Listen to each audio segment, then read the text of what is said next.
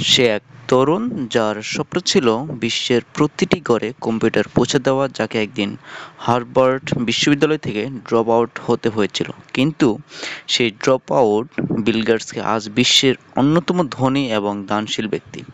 তার একটি কথা মনে পড়ে যায়, তিনি একটি কথা বলেছিলেন, "don't compare yourself with anyone in this world. If you do so, you are insulting yourself."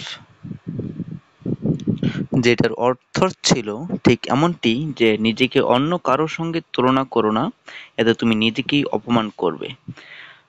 Bill Gates ১৯৫৫ সালে জন্মগ্রহণ করেন। ছোটবেলা থেকেই পড়াশোনায় মেধাবী ছিলেন, কিন্তু তার মধ্যে ছিল প্রযুক্তির প্রতি এক অসাধারণ আগ্রহ।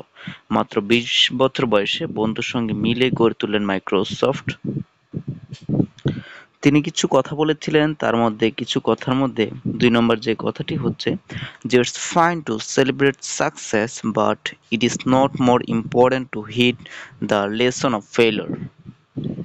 সাফল্যের উদযাপন করা ঠিক আছে, তবে ব্যর্থতা থেকে শিক্ষা নেওয়া আরও গুরুত্বপূর্ণ।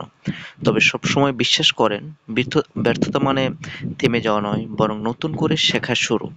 বিল গেটস ছিলেন সময় ব্যবস্থাপনায় দক্ষ। তিনি বলেন, "if you are born poor, it's not your mistake, but if you die poor, it's your mistake."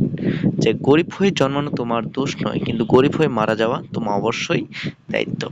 এই কথাটি অনেককে ঘুম থেকে জাগিয়ে তোলে। তুমি আমাদের শেখান, সুযোগ না থাকলেও চেষ্টা থাকলে জীবন বদলে দেয়। বিল গেটস শুধু প্রযুক্তিগত জগতে নয়, দানশীলতার দিক থেকেও অনন্য।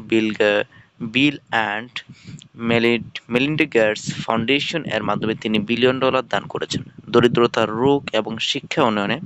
তিনি আরো বলেন যে, "to win big, you sometimes have to take big risk."